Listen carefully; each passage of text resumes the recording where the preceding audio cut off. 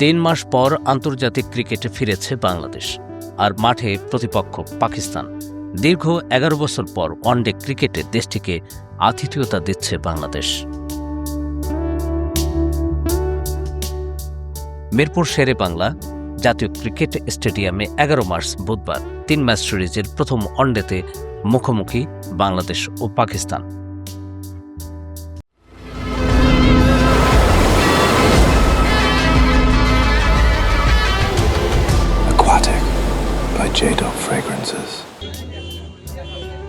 আর দেশের খেলা দেখতে স্টেডিয়ামে এসেছেন প্রধানমন্ত্রী তারেক রহমানের কন্যা ব্যারিস্টার জাইমা রহমান। তাকে অভ্যর্থনা জানান যুব ও ক্রীড়া প্রতিমন্ত্রী আমিনুল হক।